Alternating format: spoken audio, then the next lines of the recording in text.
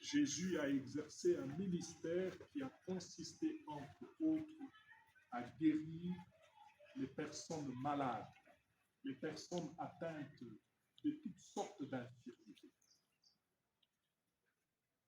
Voyez-vous, frères et sœurs, le travail qui sera fait ici sera un travail qui rapproche l'homme du Créateur, de ce qui appartient en propre au Créateur.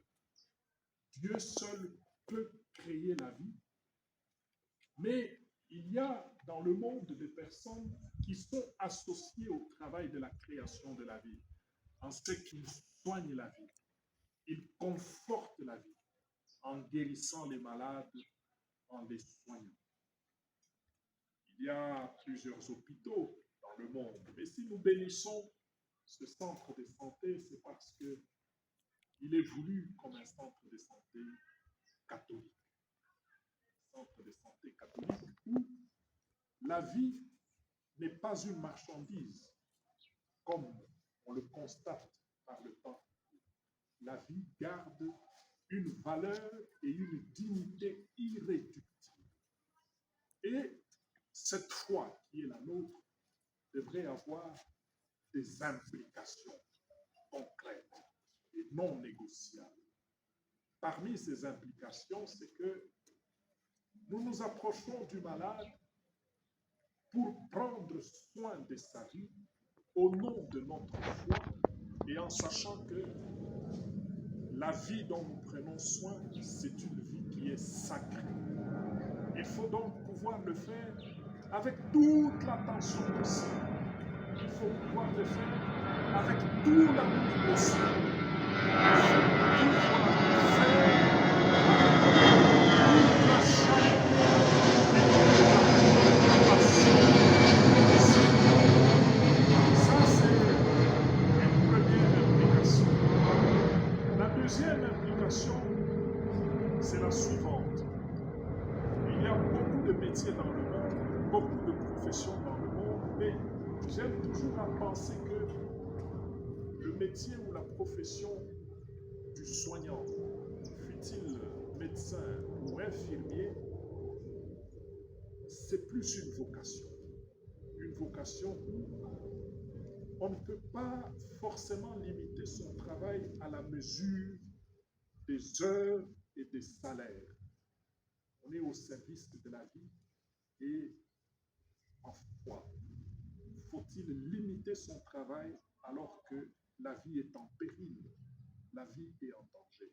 Ici, nous sommes dans une vocation, c'est-à-dire dans une profession et un métier où on donne sans compter, on donne sans mesurer. Une vocation, c'est ça qui distingue une vocation d'une profession, d'un travail quelconque. Et où, plus que de donner de son savoir, de donner de ses forces, on se donne pour le bien de l'autre. Alors, une troisième implication, la dernière, c'est, je vous ai parlé du caractère sacré de la vie, je vous parle de ce qui se fait ici, du travail qui se fait ici, comme une vocation, plus que comme un commerce, plus que comme une profession et un métier. Et maintenant, je voudrais, en étant attentif au développement du contexte mondial, je voudrais dire qu'il faut une certaine éthique, une certaine morale, l'éthique catholique et la morale catholique devraient prévaloir ici. La médecine comme science a beaucoup évolué. La médecine arrive non seulement à soigner la vie, mais elle arrive aussi à manipuler la vie. Il faut faire très attention. Travaillant dans une institution voulue comme catholique, il faudra faire très attention à l'éthique qui va avec la pratique locale catholique. J'espère que tout cela sera pris en compte dans cet espace. Autrement, la bénédiction n'a pas tout son sens, elle n'a pas toute sa valeur. Prions donc le Seigneur. Nous dirons chaque fois en toi, Seigneur, notre espérance. Notre espérance. Le Christ est venu sur cette terre pour guérir les malades et consoler tous les affligés. En toi, Seigneur, notre espérance. Toi qui es venu guérir et sauver, sois ici le réconfort de tous les malades. En toi, Seigneur, notre espérance. Toi qui as envoyé tes apôtres annoncer l'évangile et guérir les malades, écoute ton Église qui t'implore pour eux. En toi, Seigneur, notre espérance. Toi qui as dit qu'en visitant les malades, c'est toi que l'on rencontre, apprends-nous à te voir et à t'aimer dans tous ceux qui souffrent. En toi, Seigneur, notre espérance. Toi qui as promis d'être la récompense de ceux qui auront fait un geste de charité en ton nom, regarde tous ceux qui se dévouent dans cette maison.